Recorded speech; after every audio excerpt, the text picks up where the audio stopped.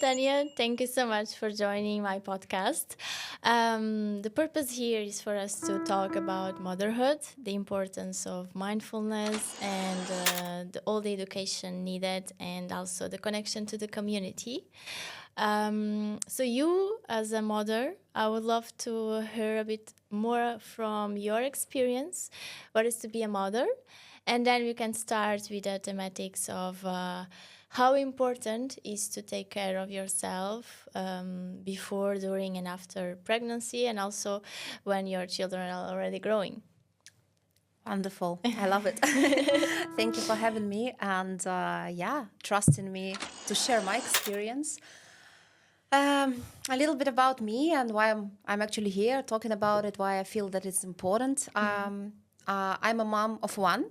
My son is turning 6 in less than a month, so it's been already quite a journey. I think that I've been through quite a roller coaster of the motherhood at the very beginning because my kid was a COVID baby, right? So the lockdown happened when I was 7 months pregnant. He was born during the lockdown, so I'm pretty sure if lockdown moms are listening to us or watching us, they will know how it felt and what it was. But for me, it was first time and I was not prepared to that. I didn't know, right? So I was experiencing it like some kind of norm. And right now, after a few years of being a mother, of building my village, of rebuilding my village, right? Because I moved countries in the last 3 years. Having a lot of personal growth, having a lot of professional growth, and I work with mothers, I work with women, I'm a coach. I work with the topics of motherhood as well, with the topics of self-leadership, of self-actualization and identity shifts. And motherhood is one of the biggest identity shifts that a woman can go through. So I've had a little bit of a journey of getting to know what it actually means to be a mother, to what it actually means to have support or not have support, and everything that your project stands for, right? Yeah. Mindfulness, support, community, village. It's part of my personal story. That's why I feel it's very important that we are talking about it today. Yes, for sure. And thank you so much for joining and also wanting to share such a personal experience and also teach other people and other women who are listening us how they can learn from you and also from this conversation and the purpose we have within elephAi, which is the app we are creating. So let's get a bit more deeper in the thematics, which when you still are growing your child in your belly, in your womb, scientifically there are proofs that your nervous system can pass to your baby.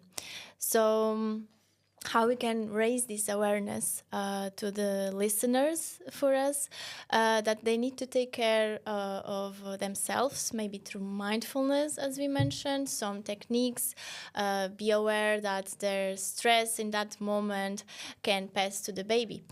And not only through the current moment, but sometimes also in the genetics and how we stop this transmission of generational trauma, right? Yeah.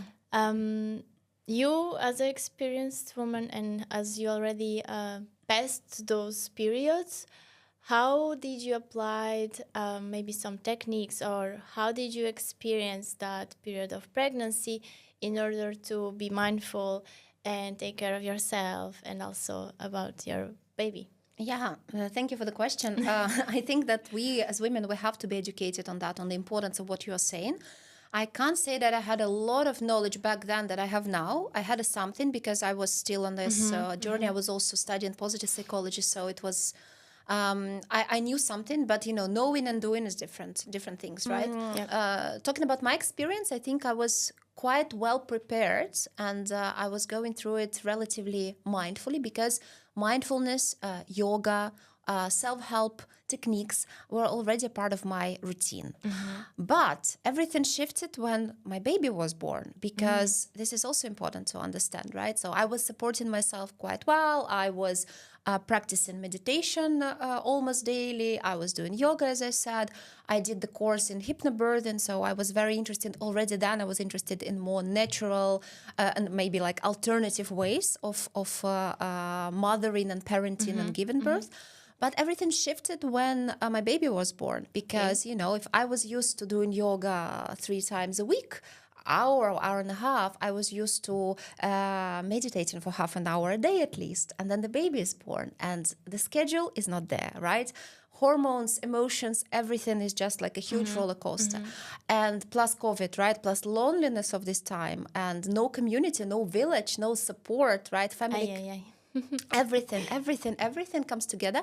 And then I realized that only now, like looking back, I realized that even if I was quite well prepared, I had this as a part of my routine. I knew the importance of mindfulness. I knew the importance of embodiment and the importance of nervous system regulation, right? Now I can call it like that. Maybe I didn't call it like that back then, but I couldn't do it at the very beginning, right? And it's just, I lost all these habits because I was overwhelmed by being a new mother. I was overwhelmed by the everything that I've never experienced before, like sleep deprivation, like the absence of clarity and understanding if I'm doing it right, lots of emotions, a lot of guilt and questions. So we need to understand that knowing and doing is different, and doing is usually the most difficult thing, and habits might disappear and we need to build new habits. That's why I'm very excited about what you are building. Thank you so much.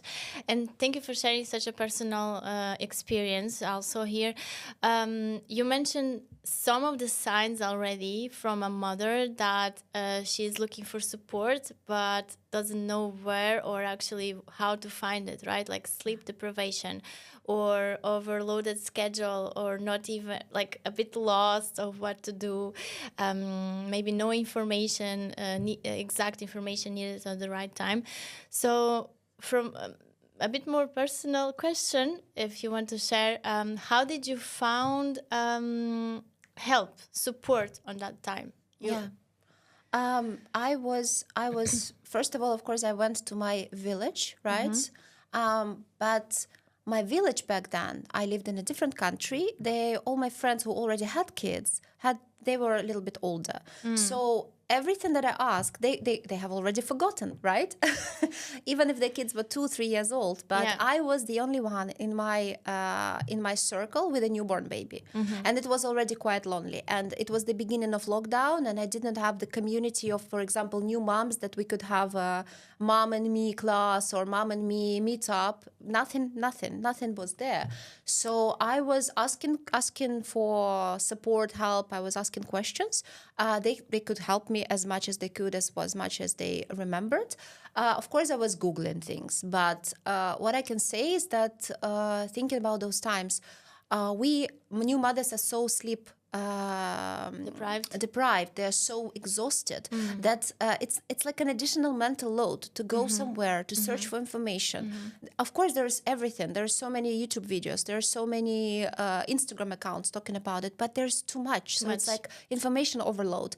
So I didn't have a centralized platform, centralized app, anything where I could find everything. And most importantly, reading the information is different from hearing the personal experience. So I think there was information. I was looking for something. I was reading books. I was watching YouTube videos, but it was overwhelming me even more. And what I would really need back then is a really good village, and a village of people who are going through the same or have been through, and they can hear me out, hold me, support me, because this is what a new mom needs, to be held, to be seen, to be witnessed.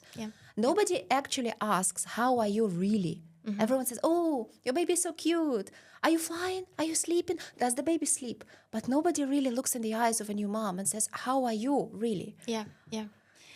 Normally on the current society and also past history times, we were like, always pushed to be the strong, powerful woman, the superhuman that needs to do everything. And also, additionally, if you want to be a mom, you need to take care of a baby. So you feel isolated, you feel alone. So you're a very strong woman, first of all. And thank you for sharing again. And you talk about village, and it's really important, the community and the support, and for the woman to feel safe. So that's why we're building elephAi, the app, to have the centralized information, to have the support, the community, and most of all, create this awareness and feeling of safety, to be seen and loved by the others, and also by yourself first. I have another question, which also goes to our conversation. Is you talked about this identity shift on the beginning. So you've changed the person you are now from the person you are before, after before having the baby, and now after having your baby, your child, growing child. How do you experience that, and what was the shift to become a mother? The biggest shift was to actually acknowledge that identity changed.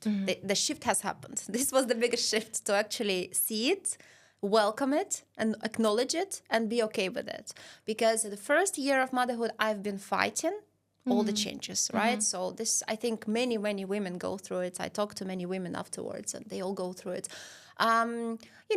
Someone told me before I became mother, someone had a second child, a little baby, and he said, "Oh, baby, well, in the first year, the baby is like an accessory. You just take him and you carry him around and you do everything that you're doing."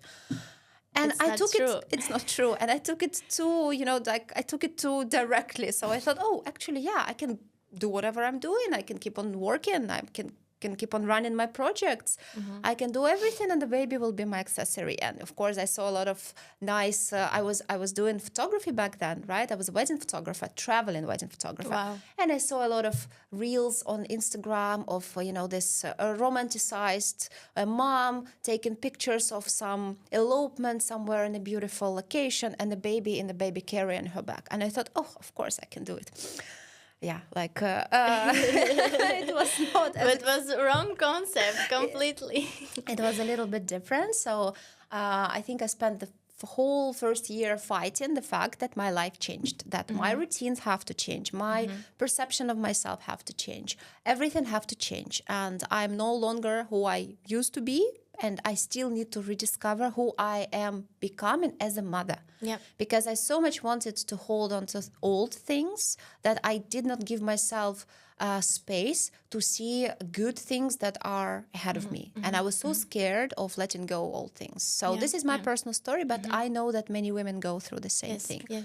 And eventually, when I accepted the shift, I realized that actually it's amazing, because now I'm a very big supporter of all identity shifts, because it is good. We are letting go things that no longer serve us. Yeah. And we're moving forward. We are reinventing ourselves all the time, and it's beautiful. It's like it's just we are part of nature, and nature, reinvents itself. Cycles. Cycles. We are going through cycles.